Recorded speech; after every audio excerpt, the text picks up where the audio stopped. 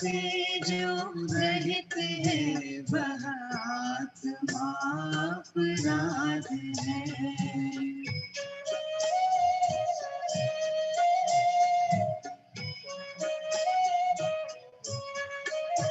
हर आत्मा जो निरपराधी हो ये है निशंक हो, बरते सदा आराधना में जानता मैं आत्म को।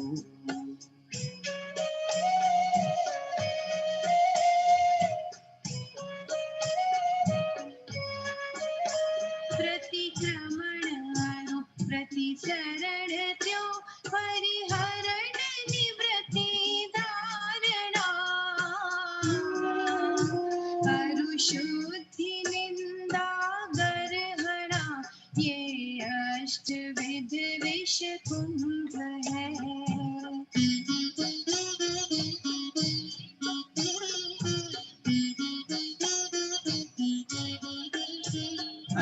प्रतिक्रमण अन प्रतिसरण अन परिहरण अन धारणा, अनवृत्ति अन गर्हानिंद अशुद्धि अमृत कुंभ है।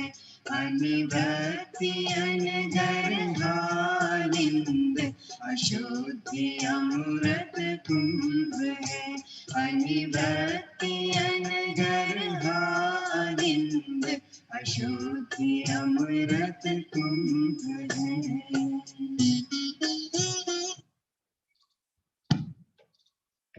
हाँ जी प्रारंभ कर दीजिएगा। हाँ भैया।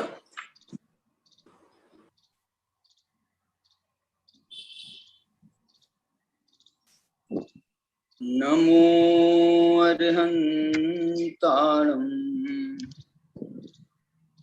नमो सिद्धाणं नमो आयरीयाणं नमो वज्रायाणं नमो लोये सवसाहूणम्।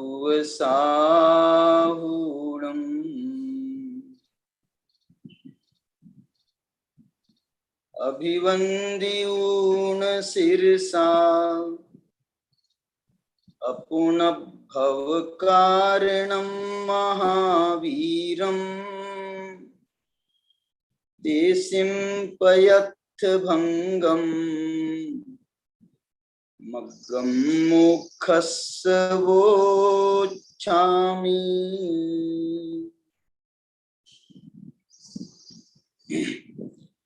पंचास्तिकाय संग्रह नाम के ग्रंथ के आधार पर हम यहाँ मोक्ष मार्ग की चर्चा कर रहे हैं। मोक्ष मार्ग प्रकाशक ग्रंथ की पूर्णता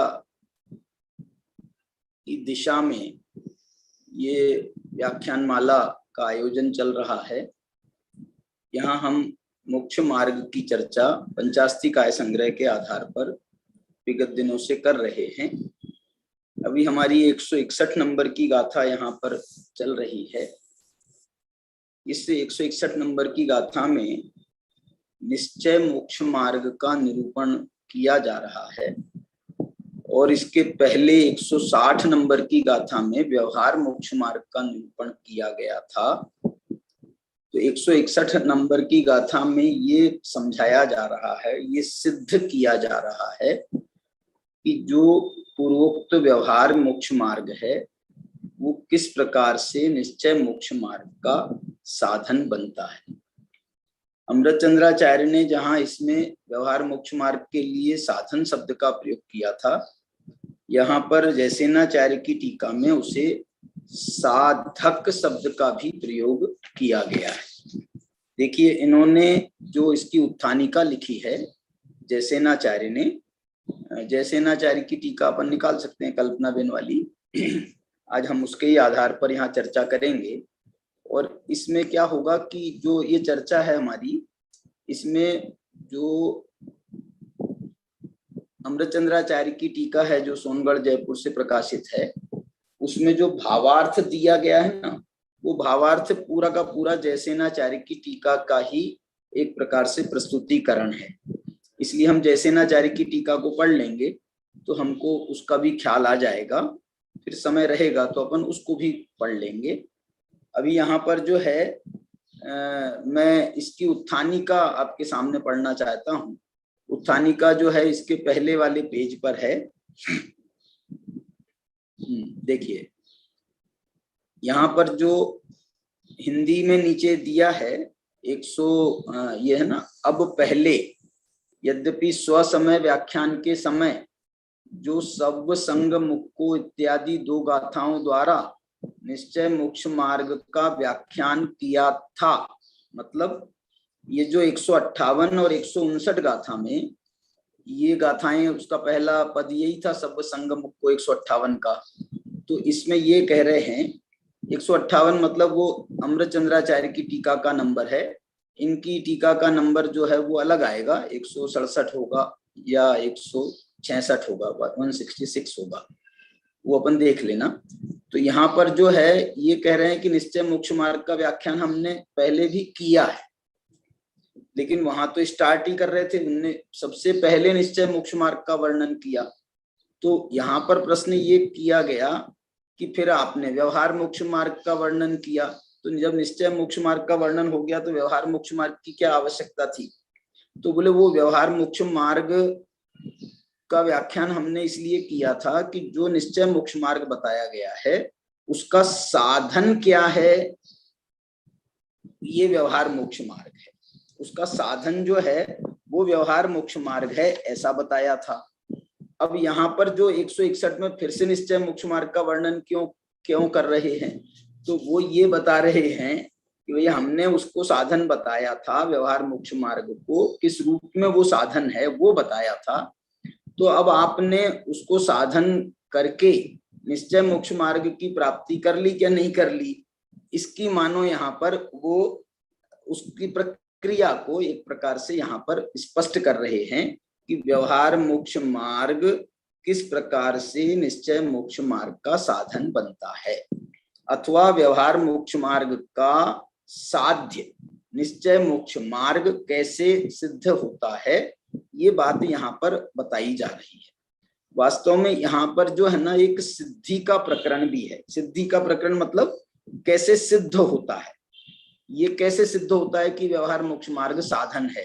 तो ये बात को अंत में उन्होंने ये बताया भी है अंत में कि इस प्रकार से साध्य साधक भाव नितराम संभवती, ये जयसेनाचार्य की अंतिम इस टीका का अंतिम चरण है, अंतिम वाक्य है कि इस प्रकार से इनका निश्चय व्यवहार का साध्य साधक भाव नितराम, नितराम माने अच्छी तरह से, नितराम का मतलब है बिल्कुल पूरी माने एकदम क्लियरिटी के साथ में सिद्ध हो गया। उपपन्न, उपपन्न शब्द जो है ये सिद्ध करने के अर्थ में आता है, न्याय ग्रंथों में उपपन्न शब्द का प्रयोग बहुत किया जाता है। तो ये जो है ये उपपन्न हुआ माने सिद्ध हुआ। चलिए अब यहाँ पर वो कैसे सिद्ध कर रहे हैं इस बात को अपन यहाँ पर इस गाथा और उसकी टीका के माध्यम से यहाँ पर समझने का प्रयास करते हैं। देखिए गाथा एक बार फिर से पढ़ता हूं, जयसेनाचार्य ने गाथा का प्रयोग किया है। निश्चय नयन भणी दो, ये निश्चय शब्द नहीं होना चाहिए, निश्चय चाहिए। देखो यहाँ पर नीचे जो है ना तीसरी लाइन में निश्चय नयन आ गया, यहाँ गाथा में निश्चय वो माने मिसप्रिंटिंग मिस्टेक है। तो निश्चय नयन भणी दो तिहिते समाहिदो जो अप्पा न कुणदि किंचि विअन्नम न मुयदिसु मुखम गोति। वाह, देखो ये गाथा कह रही है कि निश्चय नयन भणी दो, निश्चय न से ये कहा गया। भणी दो का अर्थ आप ये भी कर सकते हो पहले कहा गया जो भणी दो कहा गया, कह चुके हम। निश्चय नयन भणी दो कहा गया, तिहि तेहिम समाहिदो जो अप्पा, ये जो व्यवहार मोक्ष मार्ग है, इस व्यवहार मोक्ष मार्ग से जो आत्मा अत्यंत रूप से समाहित हो जाता है। देखो, एक समाहित का भाव एक ये भी आता है कि समाहित माने जो जो जिसके अंदर में वो प्रवेश कर जाता है। अब समाहित होने के बाद में वो फिर व्यवहार में प्रकट नहीं होता है। समाहितो व्यवहार में प्रकट होता है निश्चय, माने बाहर में प्रकट हुआ है इसके माध्यम से निश्चय, और अंदर में जो है वो व्यवहार मोक्ष मार्ग वो समाहित हो गया है। मतलब यदि वो समाहित ना हो ना, व्यवहार मोक्ष मार्ग यदि समाहित ना हो तो वो निश्चय मोक्ष मार्ग संभव नहीं है। मैंने आपको एक दो उदाहरण दिए थे पहले भी, कि जैसे हम ये कहते हैं कि यदि तत्व ज्ञान निर्मल ना हो, व्यवहारिक रूप से तत्व ज्ञान निर्मल ना हो तो कभी निश्चय सम्यक्त्व की प्राप्ति नहीं हो सकती है। तत्व ज्ञान की निर्मलता इसके लिए अनिवार्य है। इसके लिए जो बहन श्री का उदाहरण मैंने दिया था, गुरुदेव श्री ने परीक्षा ली थी, तो ये जो है उनके तत्व ज्ञान की परीक्षा ली थी, उन्होंने कोई सम्यक दर्शन की परीक्षा नहीं ली थी, उन्होंने तत्व ज्ञान की परीक्षा ली थी कि ये तत्व ज्ञान आपका यदि निर्मल है तो आप सम्यक्त्व के योग्य हैं, और सम्यक्त्व के योग्य हैं। और यदि देखो, एक बात और भी कहता हूं, तत्व ज्ञान की निर्मलता इस बात को भी बताती है कि यदि इसके बाद में आप कुछ कहेंगे या कुछ बताएंगे तो उसकी भी सत्यता स्वीकार की जा सकती है। मैंने आप कह रहे हो कि साहब हमको अतीन्द्रिय आनंद का अनुभव हुआ, तो आपके अतीन्द्रिय आनंद का अनुभव हुआ है, ये बात वो भी तो हो सकती है ना, झूठ भी तो हो सकती है ना। तो बोले झूठ हो सकती है, हम मना नहीं कर रहे हैं, लेकिन यदि तत्व ज्ञान निर्मल हुआ, जिसका तत्व ज्ञान निर्मल है वो झूठ क्यों बोलेगा? वो झूठ नहीं बोल सकता, उसको कोई रीजन नहीं है भाई। तत्व ज्ञान की निर्मलता में मैं कहता हूं, हम लोग अभी इतने विद्वान लोग हैं और इतने लोग तत्व ज्ञान के क्षेत्र में जा रहे हैं, आप देखना हर कोई ये बात नहीं कहता है कि भैया हमको अनुभूति हो गई है, बल्कि ऐसा उल्टा और कहते हैं कि नहीं भैया अभी तो कुछ वो नहीं है, अनुभूति का ठिकाना तो नहीं है, अभी प्रयास चल रहा है। इसलिए मैं कहना चाह रहा हूं, तत्व ज्ञान की निर्मलता ये अपने आप में बहुत बड़ा सर्टिफिकेट है, बहुत बड़ा सर्टिफिकेट है। माने ये इसमें समझ लो आप, सम्यक्त्व या तो हो गया है और या फिर सम्यक्त्व निकट है।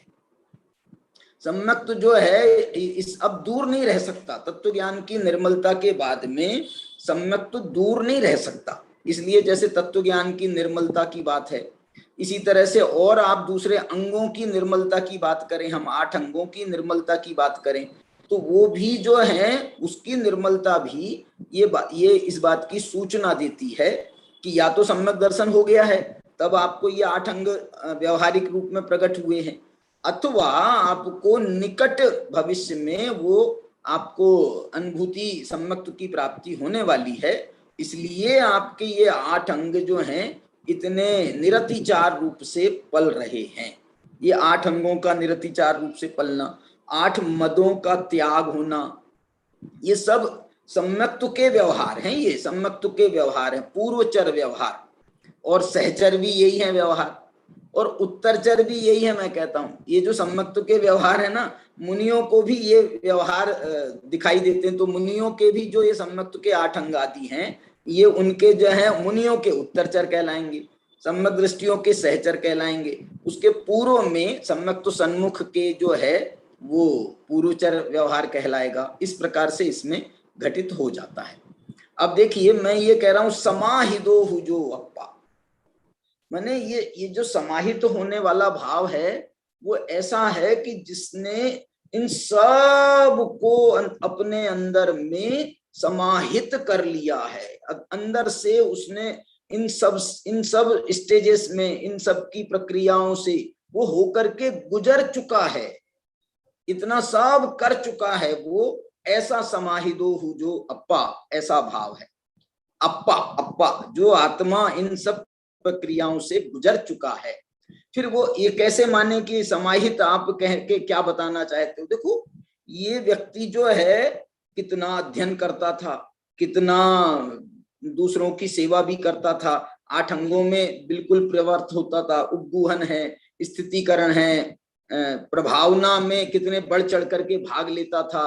वात्सल्य का प्रसंग बन जाए तो देखो कैसा वात्सल्य उसके हृदय से उमड़ता था। मतलब हम ये बातों को देख सकते हैं ना उनके व्यवहारिक जीवन में।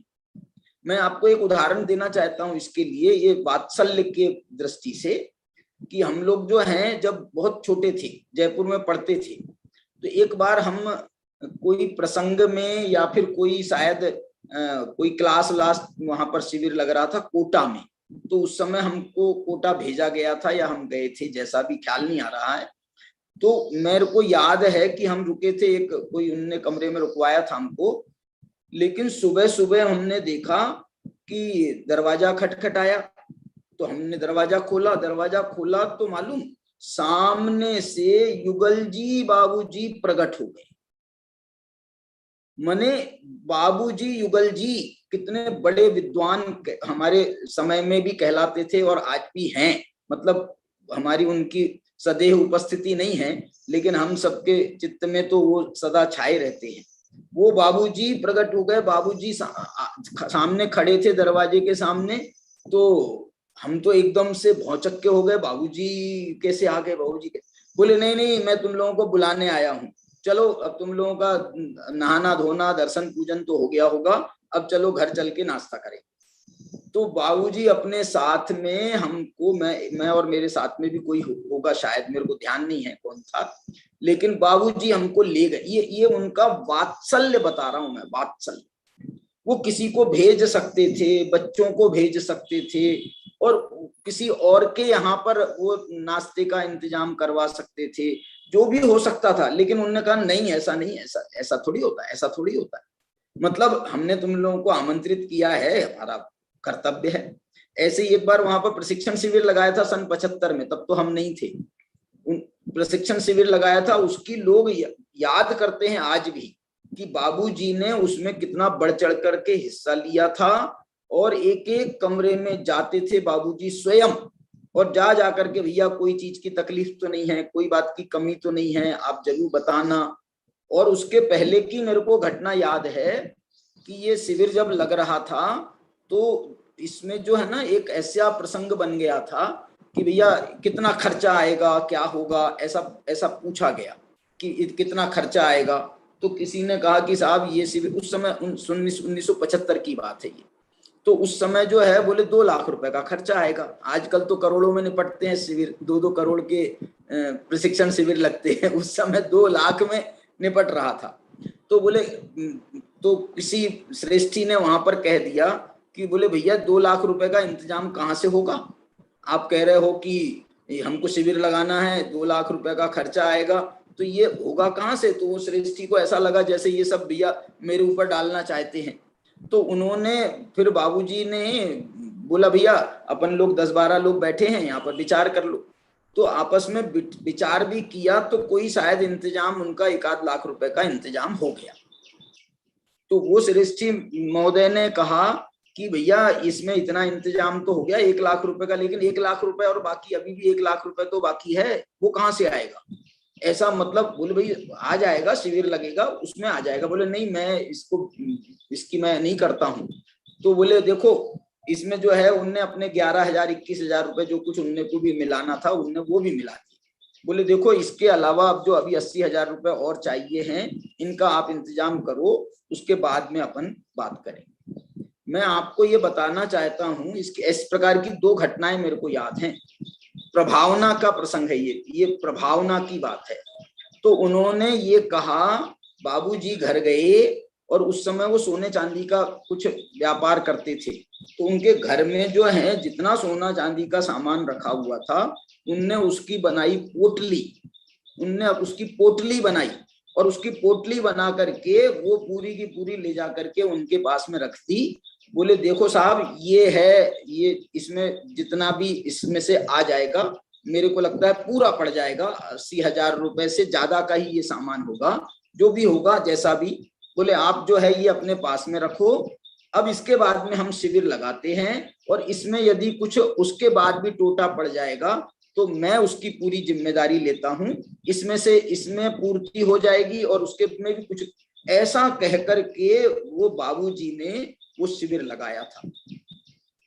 ऐसे ही हमारे नागपुर में एक शिविर लगा था सन 1984 में।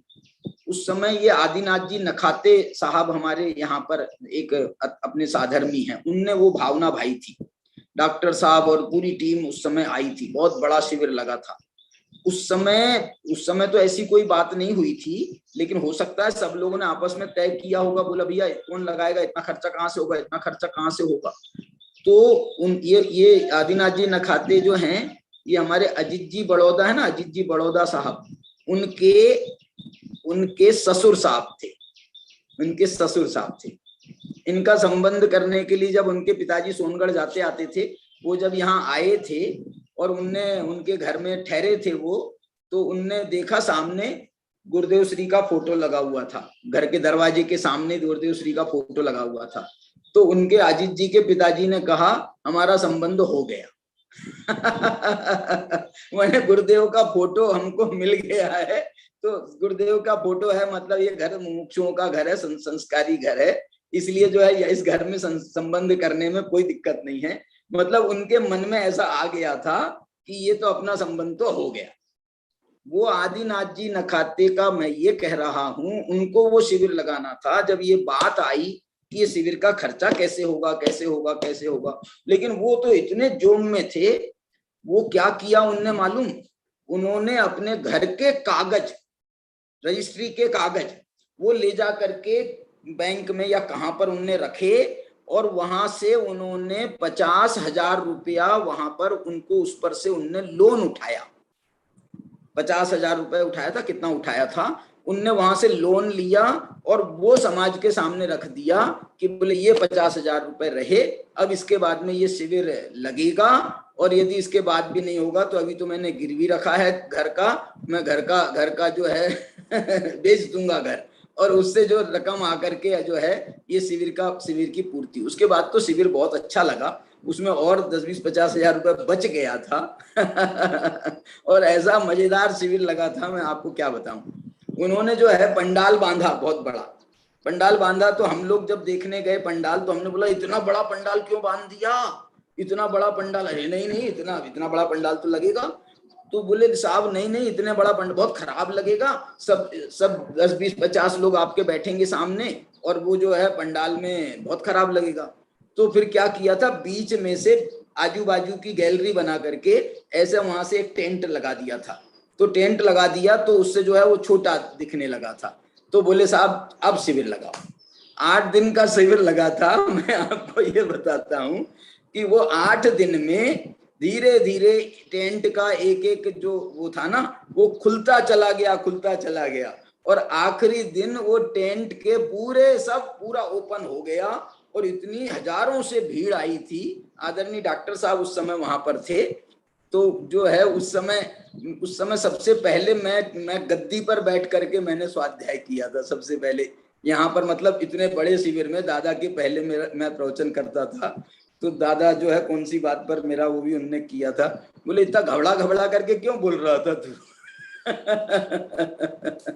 चलिए, तो मैं आपको ये बताना चाहता हूँ, ये जो है ना, ये तत्व ज्ञान से जो आत्मा है, वो आत्मा इतना प्रभावित हो जाता है, प्रभावित समाहित ये जो शब्द दिया है, ऐसा अंदर से वो प्रभावित होकर के समा जाता है। और उसके बाद में क्या होता है, निश्चय सम्यक्तु के समय ये लिखा है नीचे, न कुणदि किंचि भी अन्नम न मुयदि सो मोक्ष मग्गोती।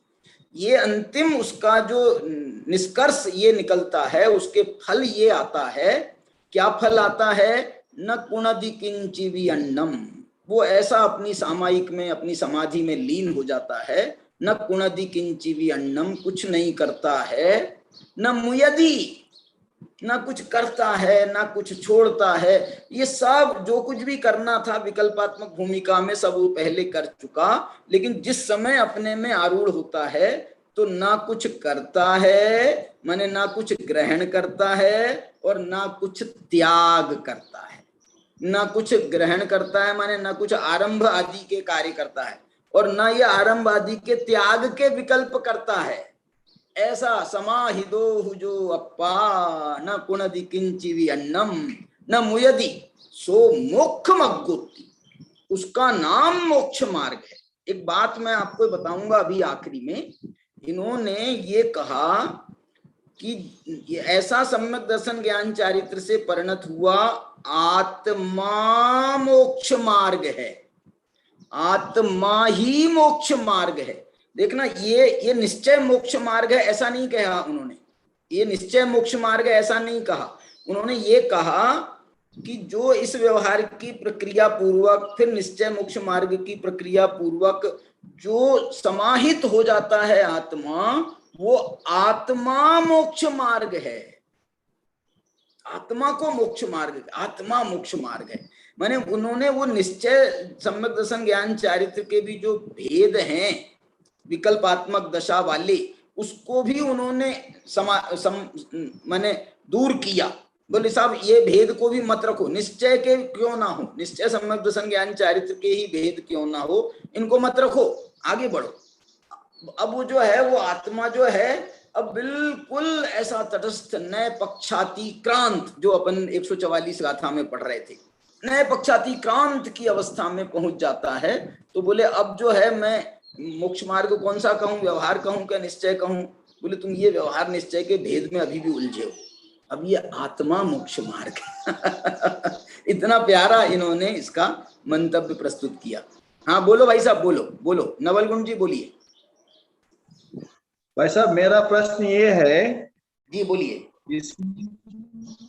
इसमें तो आत्मा मोक्ष मार्ग कह रहे हैं। कल समाचार में गाथा 151 में 150 हाँ बोलिए बोलिए। हाँ इसमें ज्ञान ही मोक्ष का कारण बताया था, कुछ डिफरेंस है क्या, वो सेम है? सब सेम है। इसमें जो है बात प्रस्तुति कर, मैं तो ये कह रहा हूं इसी को ये यहाँ पर यदि निश्चय मोक्ष मार्ग भी कह देते ना तो उसमें कोई दोष नहीं था, क्योंकि व्यवहार के द्वारा साध्य जो है वो निश्चय मोक्ष मार्ग है, तो उसमें भी कोई दोष नहीं था।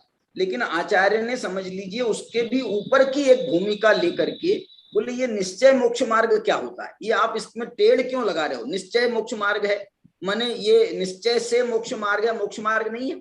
निश्चय से मोक्ष मार्ग है, मोक्ष मार्ग नहीं है।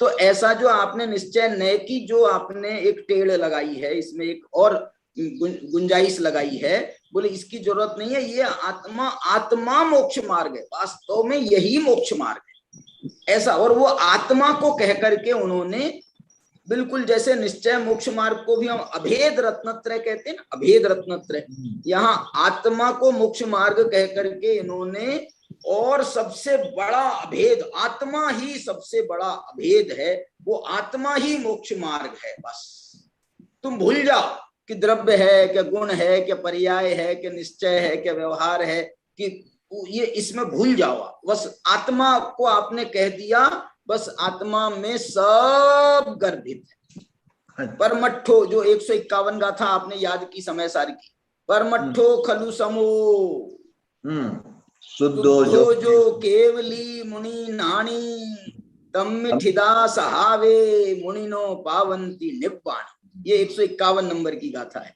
कहना का अर्थ ये है कि यही परमार्थ है, यही समय है, यही शुद्ध है।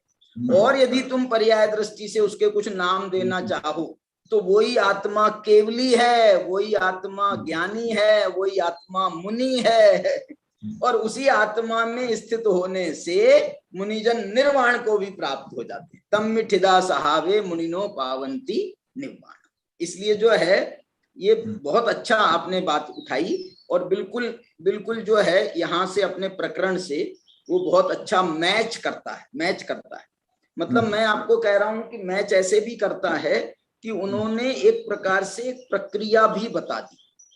ज्ञानी कह करके मोक्ष मार्ग के चतुर्थ गुण स्थानवर्तियों को इसमें उन्होंने शामिल कर लिया। वो भी मोक्ष मार्ग है, वो भी निर्वाण को प्राप्त करता है, भले ही प्रक्रिया पूरी करके करेगा, लेकिन गारंटी हो गई। ज्ञानी है तो वो गारंटेड मोक्ष मार्गी है और मोक्ष को प्राप्त करेगा। फिर मुनि जनों का उल्लेख किया, उनके ऊपर वालों का, फिर केवली का उल्लेख किया, उनके ऊपर वालों का, और फिर मैं तो कहता हूं इसमें एक शुद्धो शब्द का जो प्रयोग किया है वो मानो उल्लेख किया उन्होंने सिद्ध भगवंतों का वो पूरी तरह से शुद्ध हो गए। तो ऐसे जो है ना, परमट्ठो खलु समो शुद्धो जो केवली मुनि आनी, उसमें एक शब्द आ रहा है भाई साहब, जो शब्द आ रहा है, जो ये जो शब्द उन्होंने लगाया है ना, माने जो केवली मुनि नानी के पहले उन्होंने लगाया है जो शब्द, परमट्ठो खलु समो शुद्धो, यहां तक तो उन्होंने जो शब्द यहां तक नहीं लगाया, लेकिन जब अपना अन्वयार्थ करते हैं तो उन्होंने जो को पहले ले आए। लेकिन मैं ऐसा सोचता हूं, ये भी घटित करता हूं कि परमार्थ से जो समय है, जो खलु समो, परमार्थ ही वास्तव में समय है और वही शुद्ध है। यहां तक तो भगवान आत्मा की बात हो गई।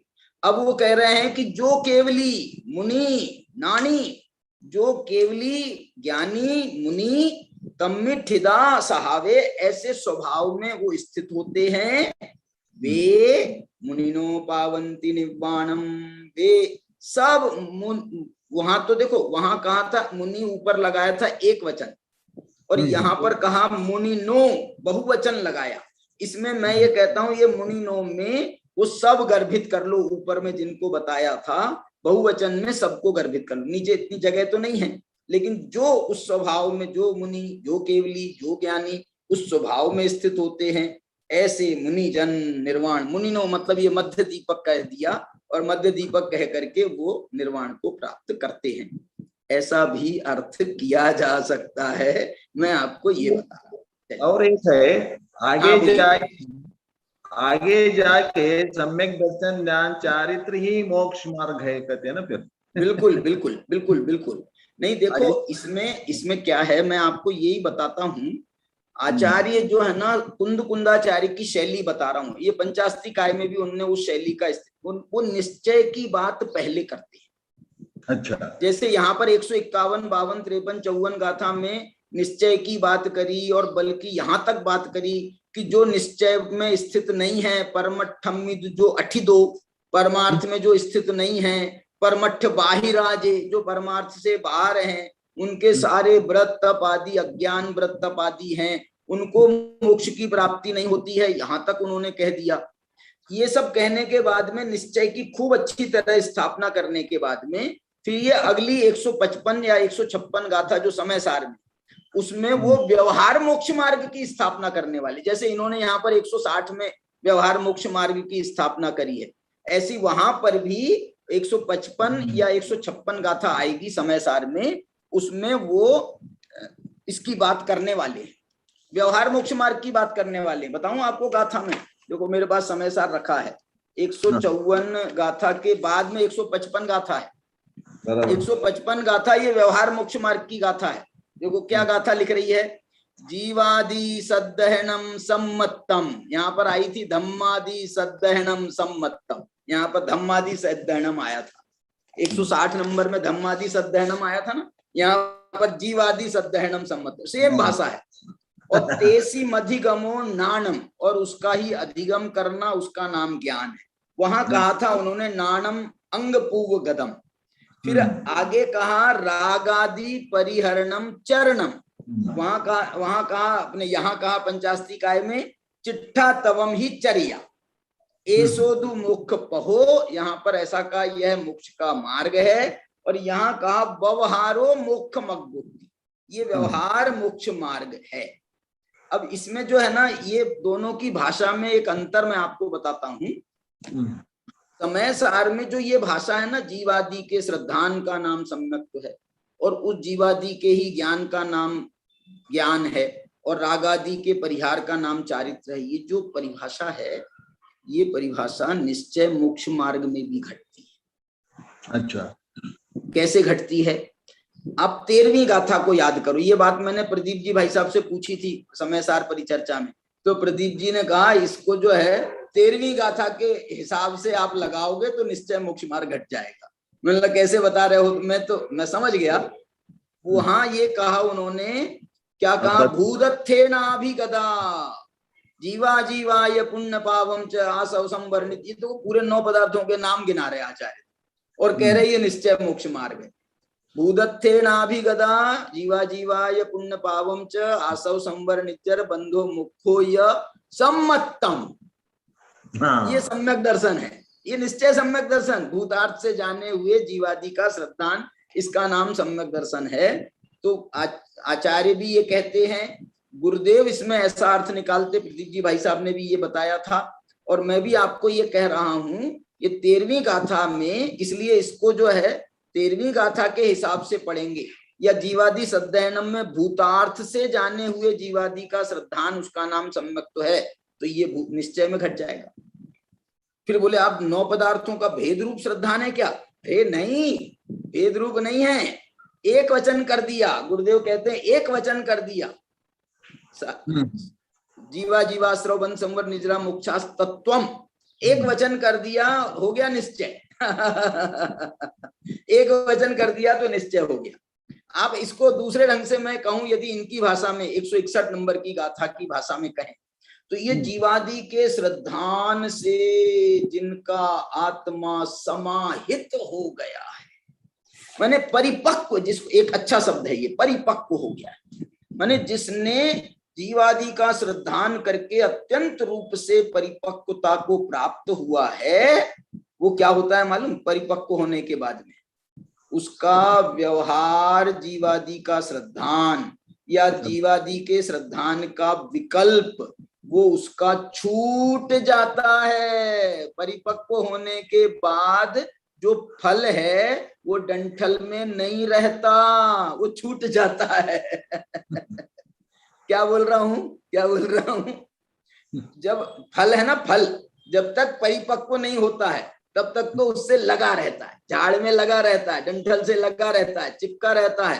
तोड़ने पर, थोड़ी मेहनत करने पर टूटता है। जब कच्चा फल रहता है ना, तो उसको यदि कोई नादान तोड़ने चला जाए, ऊपर चढ़ करके तोड़ेगा, तो उसको थोड़ी उसमें मेहनत करनी पड़ेगी, ऐसे नहीं टूट जाएगा। ऐसे ही टूट जाता तो इतनी बड़ी बड़ी हवाएं चल रही थी, टूट जाते फल? हवाएं चलती हैं तो भी नहीं टूटते हैं वो फल, क्यों? और वैसे बिना हवा के भी यदि परिपक्व हो जाए तो ऐसा टपक जाता है। टपक जाता है। अरे कौन गया था तोड़ने? बोले नहीं, पता नहीं, ये गुरुत्वाकर्षण ने खींच लिया। तो ऐसा जो है, मैं ये आपको ये कहना चाह रहा हूं, ये जो निश्चय मोक्ष मार्ग है, ये अत्यंत परिपक्व अवस्था है। अत्यंत परिपक्व अवस्था है। इसमें वो व्यवहार मोक्ष मार्ग भी छूट जाता है। ये व्यवहार रत्नत्रय छूट जाता है, व्यवहार सम्यक दर्शन छूट जाता है, मैं बोल रहा हूं। इसी को दूसरी भाषा में हम कहें तो ये जो हमको फल छूट करके मिला है, इस फल में आपको जो स्वाद है वो कौन से आम का आ रहा है? जिस झाड़ से ये टूटा है उसी आम का स्वाद आ रहा है ना। तो वो झाड़ के तत्व इसमें है क्या? नहीं है, बताओ। अभी भी है, लेकिन वो जो कच्चापन था पहले, वो कच्चापन नहीं है। ऐसे ही वो आत्मा में जीवादि का जो आपने व्यवहार श्रद्धान किया था, व्यवहार से सम्यक ज्ञान किया था, जो आपने राग आदि के परिहार के लिए जो आपने व्रत नियम आदि का पालन किया था, वो सब इसमें गर्भित है। समाहिदो सुहुजो अप्पा, गर्भित हो गया, सब गर्भित हो गया। गुरुदेव की भाषा में कहें, नियम सार की भाषा में कहें, ये निश्चय प्रतिक्रमण है, ये निश्चय प्रत्याख्यान है, ये निश्चय आलोचना है, ये निश्चय व्रत है, ये निश्चय समिति है, ये निश्चय तप है, ये निश्चय प्रायश्चित है। क्या क्या मैंने सब यही निश्चय है। मुझे बहुत अच्छा एक उदाहरण आपका, अपने पाठों में पढ़ते हैं ना अपन, तो वो जो सट आवश्यक का एक पाठ है, वितराग विज्ञान वगैरह में एक सट आवश्यक का पाठ है। डॉक्टर साहब ने उसका पाठ बहुत ही प्यारे तरीके से लिखा। उन्होंने क्या लिखा कि व्यवहार आवश्यक के 6 नाम बताए उन्होंने। अब बोले, फिर उनसे पूछा कि साहब देव पूजा किसे कहते हैं? तो उसमें सबसे पहला वाक्य ये है कि निश्चय से अपने भगवान आत्मा का अनुभव करना ही निश्चय देव पूजा है। और व्यवहार से शुद्ध वस्त्र आदि पहन करके जो भी उसका है वो करके जो है अष्ट द्रव्य के माध्यम से पूजा करना, इसका नाम व्यवहार से देव। ये उसकी मैं बिल्कुल एक जैसी भाषा याद नहीं है, लेकिन ये उनने और ये बात उन्होंने छहों आवश्यक में ये निश्चय जो बात है ना वो लिखी है उन्होंने। निश्चय देव पूजा किसे कहते हैं, फिर उनसे पूछा गुरु की उपासना किसे कहते हैं, तो वो लिखते हैं निश्चय से अपनी शुद्धात्मा का अनुभव करना ही गुरु की उपासना है, निश्चय गुरु उपासना है। और व्यवहार से जो हमारे भावलिंगी संत हैं और उनके माध्यम से और जो हमारे नीचे नीचे आए, हम तो साधर्मियों वगैरह के प्रति भी जो हम जो सेवा भाव रखना और या उपासना में हम पूजा आदि का भाव रखें, तो वो भावलिंगी संतों की पंच परमेष्ठियों की उपासना करना, उसका नाम गुरु की उपासना है। ऐसे ही स्वाध्याय में निश्चय से भगवान आत्मा का अनुभव करना, वो स्वाध्याय है। संयम भी यही है, तप भी यही है, दान भी यही है। दान कैसे होता है? निश्चय से अपनी शुद्धात्मा को अपनी आत्मा की अनुभूति करके अतीन्द्रिय आनंद देना दान है। ये है सच्चा दान, ये है दान। माने अपन अपनी आत्मा को अपनी आत्मा को संसार से निकाल करके हम उसको अतीन्द्रिय आनंद में रखते हैं। हमने अपनी आत्मा को कितना सुंदर दान दिया, अपनी आत्मा को सिद्ध अवस्था प्रदान करी, ये दान है। अपनी आत्मा को पंच परमेष्ठी की अवस्थाएं प्रदान करी, ये दान है। सच्चा दान तो यही है। ऐसे करके जो है उन्होंने उसमें जो ये निश्चय व्यवहार की व्याख्या बनती है। आइए अपन इसकी अब टीका में चलते हैं। देखिए टीका पढ़ता हूं मैं। धर्माद एक निकला तो है यहाँ पर, मैं यहाँ किताब में देख रहा हूं भणिदो भणितः कथितः, कथितः कथितः माने कहा जा चुका। केन किसने से कहा गया था? निश्चय नयन। क्या कहा था? जो अप्पा यह आत्मा, जो आत्मा। हिंदी में पढ़ लो ना, हिंदी में, मेरे को संस्कृत में भी कोई दिक्कत नहीं है, आप लोग यदि कहें तो। आज हमारे साथ में हमारे एक पुराने साथी हैं अशोक वानरे, हैं क्या नहीं? अभी एक हमारे पुराने साथी हैं अशोक वानरे, ये भी जुड़े हैं हमारे साथ में। और एक और साथी है, अभी है। हाँ है, दिख गए मेरे को। एक और हमारे साथी जुड़े थे, क्या नाम उनका? एक और भी हैं, ये अशोक वानरे जो हैं, इन लोग हमारे क्लास थी वहां पर, इनका मैं क्लास टीचर था। अभी दो चार दिन पहले इन्होंने उस समय का फोटो एक व्हाट्सएप वगैरह में शेयर किया, तो वो एकदम से ख्याल आ गया। फिर इन्होंने भी मेरे को मैसेज किया था, तो फिर मैंने इनको जोड़ करके अपना इसकी लिंक भी भेजी थी। चलिए, तो ये जो है मैं आपको ये बताना चाह रहा हूं कि ये जो है ना, ये संस्कृत से आप देखो पढ़ो, हिंदी भी निकाल रहे हैं। चलो हिंदी से पढ़ता हूं। निश्चय नये, निश्चय नये से कहा गया है। कहा गया है, वह कौन कहा गया है? बोले आत्मा को निश्चय से कहा गया है। क्या कहा, कैसा कहा गया है? बोले तिहि तेहिम समाहिदो य।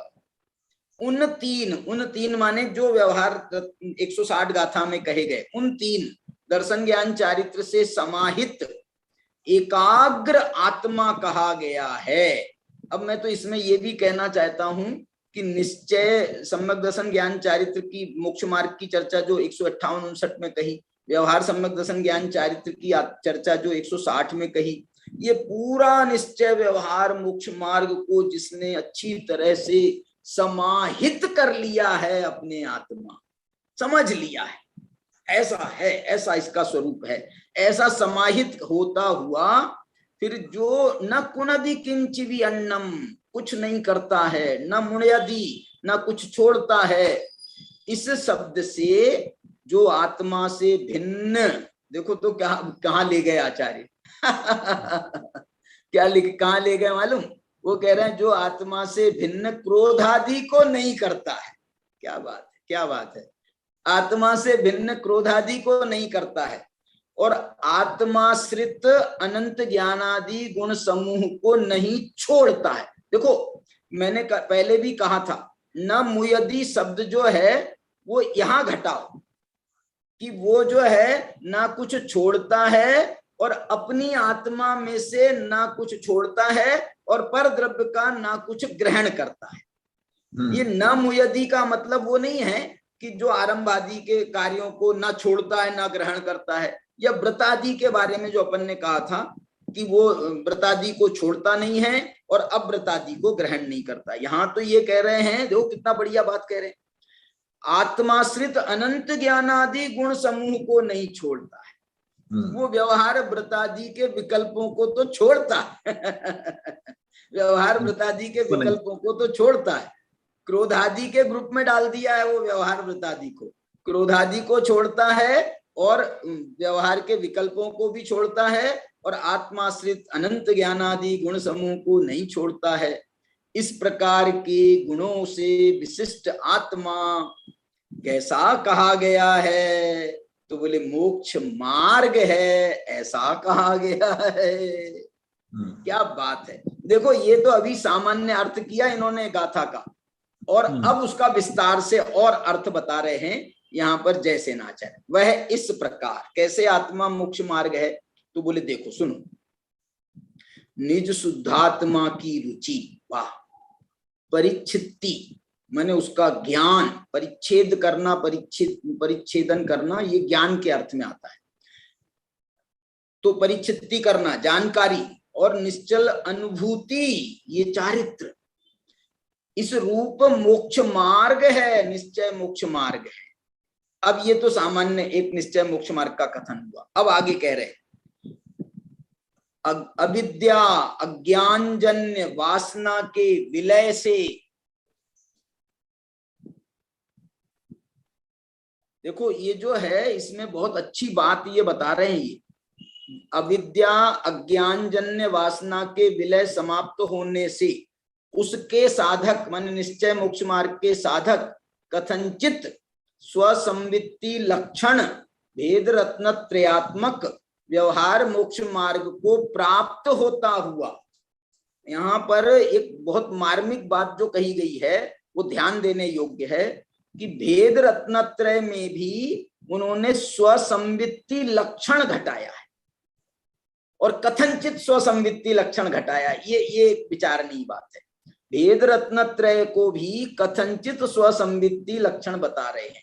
इसको मैं आपको वहां ले चलता हूं रहस्यपूर्ण चिट्ठी में, जहां वहां और जयसेन आचार्य ने 80 नंबर की गाथा की टीका में भी कहा है वहां, और वो भी कह रहे हैं कि एक सविकल्प स्वसंवेदन होता है निर्विकल्प स्वसंवेदन के पहले वो भी स्वसंवेदन कहलाता है। निर्विकल्प स्वसंवेदन के पहले एक सविकल्प स्वसंवेदन की अवस्था होती है।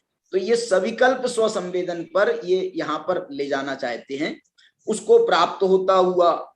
एक मैं इसमें जो है ना इस वाक्य को संस्कृत से पढ़ना चाहता हूँ। ये अविद्या अज्ञान जन्य वासना के विलय में, इसको जरा ऊपर लेना भैया सुदर्शन जी जरा। हाँ बस बस बस बस, देखो मैं इसमें ऊपर से आपको पढ़ रहा हूं, क्योंकि जो मेरे को बात बताना है वो कुछ यहाँ पर उसके संकेत है।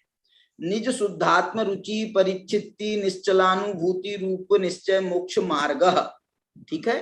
तावत तत्साधिकम कथंचित स्वसंवित्ति लक्षण अविद्या वासना विलया। मतलब इन्होंने जो स्वसंवित्ति लक्षण को इन्होंने बाद में घटाया अनुवाद में, जबकि वहां ये लिख रहे हैं कथंचित स्वसंवित्ति लक्षण अविद्या वासना विलयात। मतलब स्वसंवित्ति लक्षण अविद्या नहीं, स्वसंवित्ति के द्वारा अविद्या के वासना के विलय से, अविद्या वासना कथंचित स्वसंवित्ति लक्षण विलयात मन उसके माध्यम से, जिसने स्वसंवित्ति के द्वारा ही अविद्या वासना का विलय किया है। इनने नीचे अनुवाद में ऐसा लिखा कि पहले अज्ञानजन विद्या अविद्या वासना का विलय हुआ और उसके द्वारा फिर कथनचित स्वसंवित्ति लक्षण भेद रत्न त्रयात्मक में ले गए। मैं तो ये कहना चाहता हूं कि ये स्वसंवित्ति हुई है पहले, उसके द्वारा हुई है पहले माने उसके माध्यम से सम्यक्त की प्राप्ति हुई, उसका नाम है विद्या अविद्या वासना विलया। और फिर कह रहे हैं फिर उसने आगे बढ़ करके भेद रत्न त्रय को स्वीकार किया। पंचम गुण स्थान छठे सातवें गुण स्थान में जाकर के उसने भेद रत्नत्रय को स्वीकार किया और उससे फिर व्यवहार मोक्ष मार्गम अनुपन्नो, अनुपन्नो नहीं, अनुप्रपन्नो माने व्यवहार मोक्ष मार्ग के माध्यम से, अनुप्रपन्नो माने बढ़ता हुआ, गुणस्थान सोपान क्रमेण, गुणस्थानों के क्रम से। देखो ये बिल्कुल चौथे से पांचवे में, पांचवे से छठे सातवें में, फिर आगे ऐसे गुणस्थान सोपान क्रमेण। निज शुद्धात्म द्रव्य भावनोत्पन्न, अपने शुद्धात्म द्रव्य की भावना से उत्पन्न। नित्यानंद एक लक्षण, नित्य आनंद एक लक्षण, सुखामृत रसास्वाद तृप्ति रूप परम कलानुभवनाथ। वाह वाह, ये जो है ना, इनने ये जो जयसेनाचार्य हैं वो इतने बढ़िया बढ़िया विशेषण लगा देते हैं कि इन पर जो है आप एक एक शब्द पर रुक जाओ तो आपको अनुभूति हो जाए। देखो, नित्यानंद एक लक्षण, सुखामृत रसास्वाद, वाह वाह, अमृत का स्वाद, तृप्ति रूप, उससे जो तृप्ति हुई वो परम कला, वाह, उसका नाम है परम कला। उसके अनुभव से स्वशुद्धात्माश्रित निश्चय दर्शन ज्ञान चारित्रयी अभेदेन परिणतो यदा भवति तदा निश्चयेन भिन्न साध्य साधनस्य अभावात् अयम आत्मा एव मोक्ष मार्गः। ऊपर एक अगले पेज पर देखो, इसमें वो ये कहना चाहते हैं, मैं ये आपको पहले बताया है। देखो, इसमें ये कहना चाहते हैं कि भेद रत्नत्रय और अभेद रत्नत्रय दोनों के विकल्प को छोड़ करके, निश्चय व्यवहार दोनों के विकल्प को छोड़ करके अब अंत में उन्होंने कह दिया भिन्न साध्य साधन से अभावात। भिन्न साध्य साधन में साध्य भी आ गया भाई साहब। साध्य तो निश्चय मोक्ष मार्ग था और साधन व्यवहार मोक्ष मार्ग था। तो बोले अब ये साध्य साधन के झगड़े को दूर करो, साध्य साधन का झगड़ा नहीं चाहिए, साध्य साधन का भेद भिन्न भेद नहीं चाहिए। फिर क्या चाहिए आपको? तो ये लिखा है, देखो, भिन्न साध्य साधन का अभाव होने से यह आत्मा ही मोक्ष मार्ग है। कौन सी आत्मा? कौन सी आत्मा?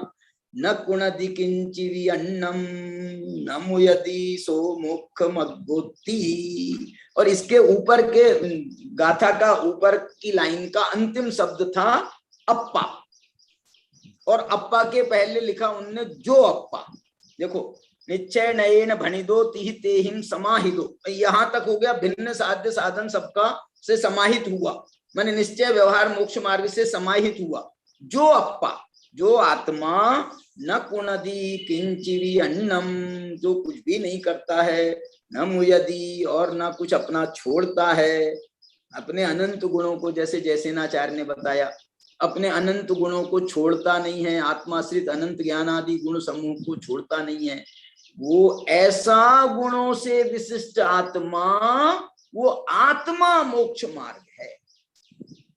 ये यहाँ पर जो है उन्होंने निश्चय व्यवहार का भी नयों से अतिक्रांत होकर के इन्होंने हमको बिल्कुल शुद्धात्मा की जो अवस्था है उस शुद्धात्मा की अवस्था पर पहुंचा दिया। इसी को दूसरी भाषा में कहें तो निश्चय मोक्ष मार्ग भी इसी को कहते हैं।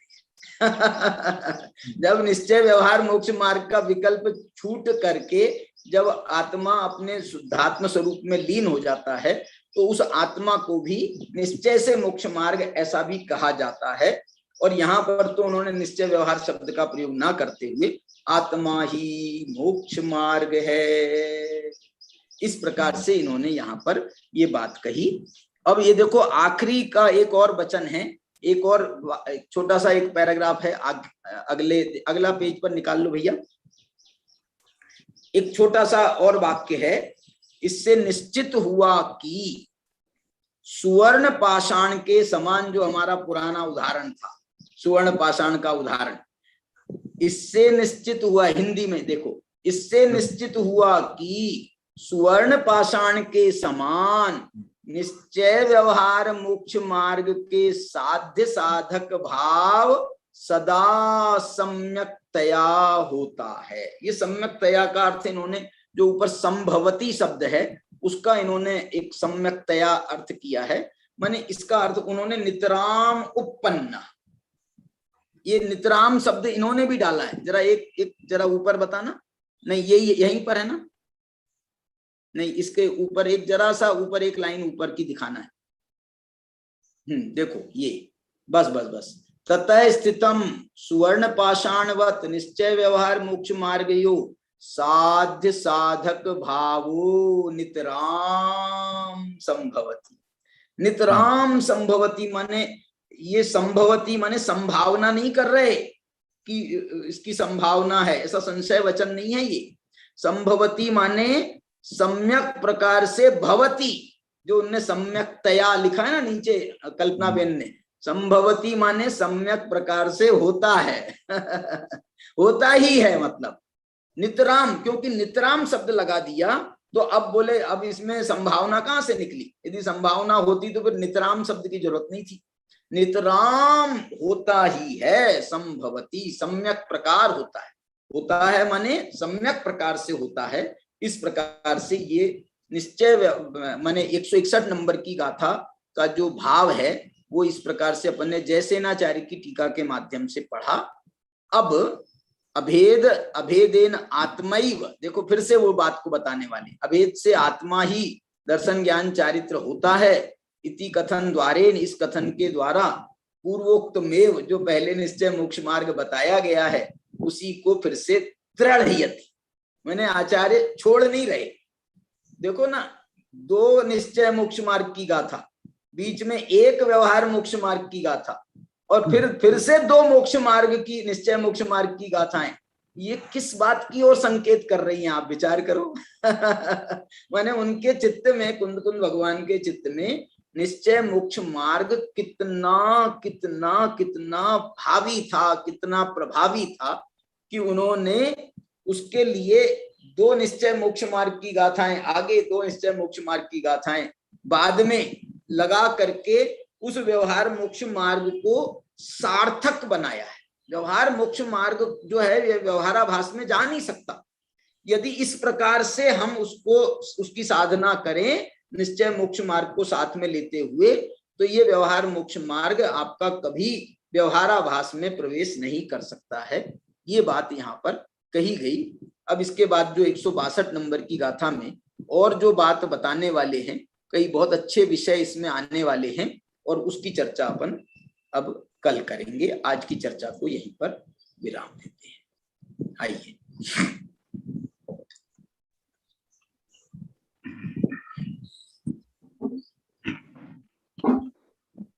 आज हम मोक्ष मार्ग की पूर्णता के लक्ष्य से प्रारंभ ये व्याख्यानमाला, इसके अंतर्गत पंचास्तिकाय संग्रह गाथा 161 पर आचार्य जयसेना की टीका का भावार्थ समझ रहे थे। आचार्य कह रहे कि व्यवहार मोक्ष मार्ग किस प्रकार निश्चय मोक्ष मार्ग का साधन बनता है, इस पर आज हमारी चर्चा चली। फिर हमने गाथा को समझा कि निश्चय नय से कहा गया है कि यह जो निश्चय मोक्ष मार्ग है वह आत्मा में समाहित हुआ है और उसका फल यह है कि वह न कुछ करता है, अर्थात वह कुछ ग्रहण नहीं करता है और न आरंभ आदि के त्याग का विकल्प करता है। इस प्रकार हमने गाथार्थ समझा। फिर एक बात आई कि तत्वज्ञान निर्मल ना हो तो आत्मानुभूति नहीं हो सकती। तत्वज्ञान की निर्मलता हमको ये बताती है कि आपकी सत्यता को प्रस्तुत करती है। 8 अंग 8 मद की निर्मलता भी सम्यक्त्वता को सूचित करती है और ये इसको सम्यक्त्व के व्यवहार भी कहा है। इसको हमने आदरणीय ज्ञानी हमारे बाबूजी के उदाहरण के माध्यम से, दृष्टांत के माध्यम से समझा कि उनके सरलता को, उनके सरल व्यवहार को हमने इस सम्यक्त्व के व्यवहार को हमने समझा। प्रभावना का प्रसंग एक हमने सुना, शिविर के माध्यम से हमने सुना कि जो सरल व्यक्तित्व होते हैं, जो ज्ञानी होते हैं, उनका व्यवहार किस प्रकार सरल होता है, ये हमने समझा। फिर बीच में नवल जी साहब ने एक प्रश्न उठाया कि आचार्य ने 151वीं गाथा में ज्ञान को मोक्ष मार्ग कहा है, और यहाँ आचार्य ने साध्य साधक भाव को मोक्ष मार्ग कहा है, तो इसमें अंतर क्या है? तो फिर उसका एक समाधान हुआ कि वहां 151वीं गाथा में चतुर्थ गुणस्थान वाले मुनि, केवल ज्ञानी, ये स्वभाव में स्थित होते हैं, ऐसे ज्ञानी निर्वाण को प्राप्त करते हैं, ऐसा कहा। तो केवल समाधान ये हुआ कि कथन पद्धति में और प्रवृत्ति में अंतर है।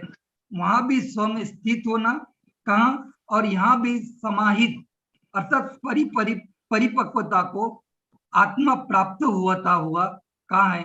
इसलिए केवल कथन में अंतर है, बाकी कोई भी अंतर दोनों में नहीं। फिर हमने थोड़ा सी निश्चय देव पूजा और व्यवहार देव पूजा के बारे में भी समझा कि निश्चय से अपने आत्मा का ध्यान करना ही वास्तव में निश्चय से देव पूजा है। उसी प्रकार गुरु उपासना, स्वाध्याय और दान को भी हमने समझा। फिर एक महत्वपूर्ण प्रश्न आया कि ये आत्मा कैसा मोक्ष मार्ग है?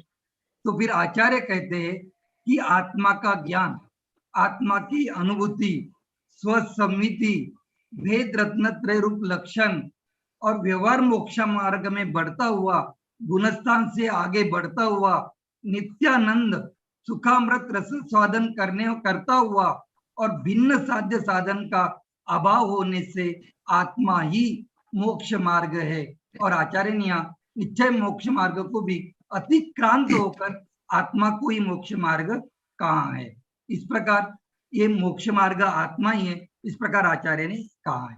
फिर एक अंतिम शब्द आया कि नितराम संभवती। तो नितराम संभवती का अर्थ बताया कि सम्यक प्रकार से होता ही है। साध्य साधक भाव सम्यक प्रकार से निश्चय व्यवहार में होता ही है। इस प्रकार मार्मिक चर्चा आज हमारी रही। सभी को जय जी। बहुत सुंदर हमारे सुदर्शन जी ने पूरा सार संक्षेप बताया। सारी पुरानी घटनाओं का भी उन्होंने स्मरण किया, बाबूजी की, नखाते जी की। चलिए अब हम जिनवाणी स्तुति में चलते हैं। आइए। अनंत धर्मनस्तत्वं पश्यन्ति प्रत्यगात्मन अनेकांतमयी मूर्तिर् नित्यमेव प्रकाशताम्। 3 बार पंचपरमेश्वर का स्मरण करें।